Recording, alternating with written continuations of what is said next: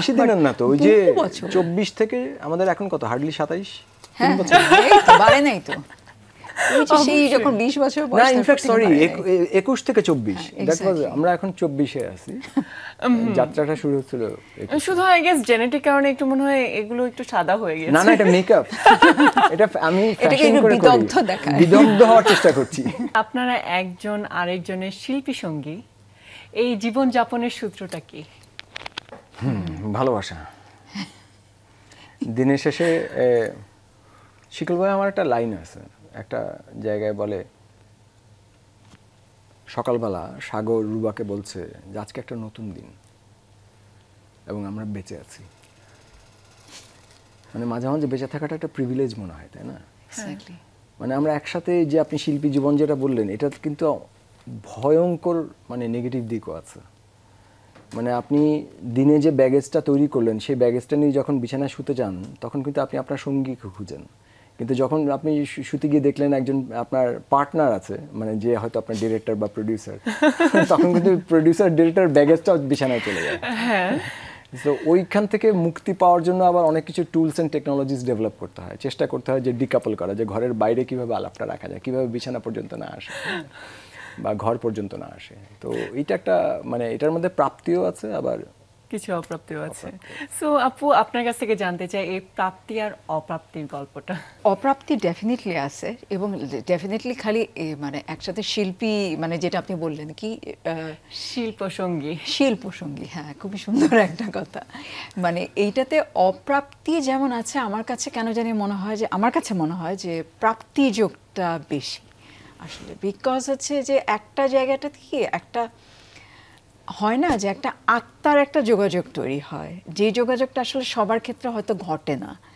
এই যে কাজের ক্ষেত্রে, তারপর হচ্ছে সংসারের মধ্যে একটা ডেফিনেটলি সারাক্ষণ যে ঘর সংসারের মধ্যে কাজ ঢুকে যাচ্ছে, কাজের মধ্যে সংসার ঢুকে যাচ্ছে, এইটা খুবই টর্মেন্টিং। এবং 24 ঘন্টা আমরা কাজের কথা বলি, মাঝে মধ্যে আমাদেরকে বলতে হয় যে প্লিজ এখন একটু থামো, আমরা খুলে রাখি।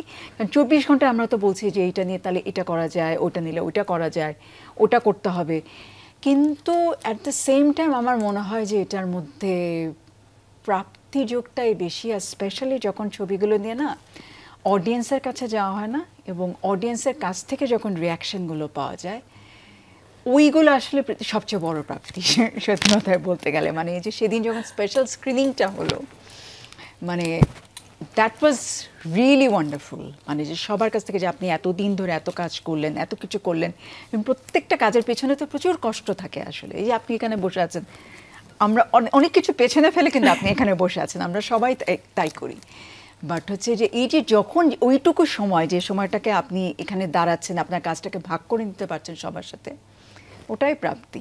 সো হ্যাঁ, প্রাপ্তিটাই বেশি অপ্রাপ্তি।